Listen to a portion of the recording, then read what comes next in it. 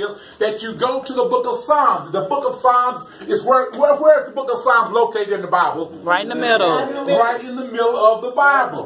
Now, if I'm looking for the book of Chronicles and the book of Kings, what side of Psalms do I go to? Left. I go to the left side. If I'm going to the minor prophets and the major prophets, which way do I go? Right. I go to the right side, because I know that the prophets is on the right side of the book of Psalms, and all of the history is on the left side of the book of Psalms. And it's good information for us to know and also to teach down. The main key is teaching down. God wants to instill in you what he wants to instill in someone else. We all have kids, grandkids, great-grandkids. You have to spend some time with your own family.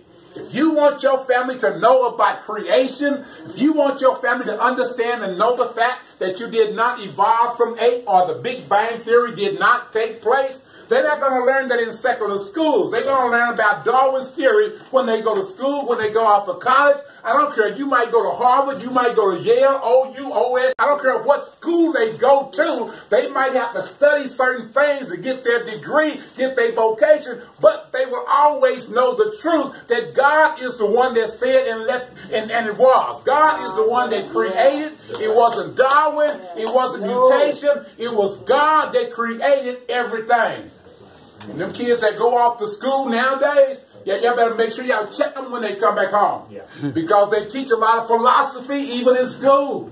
In philosophy, a lot of times it leaves a question there.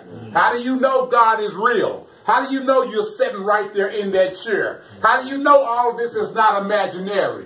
It leaves our children sometimes confused about who God is. And they never mention the fact of Jesus Christ. That's up to us as individuals. That's why we are studying the Old Testament, because in this society and generation that we live in today, a lot of churches claim just to be a New Testament church.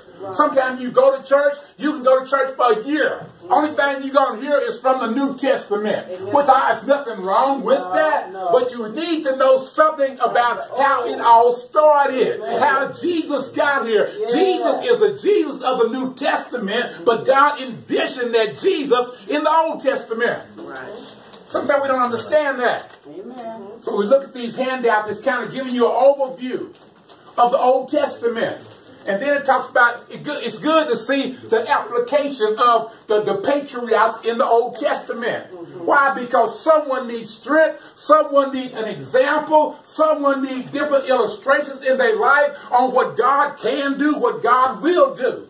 And as we study the Old Testament, you can see what God does. I mean, you can see how God is always there. He was there with Abraham. When he called Abraham, he was there with Isaac. He was there with Jacob. He was there with Moses. He's always been there.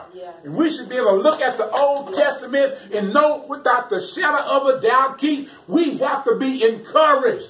Because we can see what God did for them. And the God that we serve, he's a God that we say he's immutable. He don't change. He's the same yesterday, today, and forever. We have to hold on to the teachings and the lessons and the principles and the application of the Old Testament. It's just a must. It's a must that we hold on to that. Because you can't teach what you don't know, and you can't lead where you don't go. Amen. That's just the way it is. So we looked at this. Number one, talked about creation to Abraham. Number two, Abraham to Moses. Remember we said Genesis covers some period of something like 2,200 years.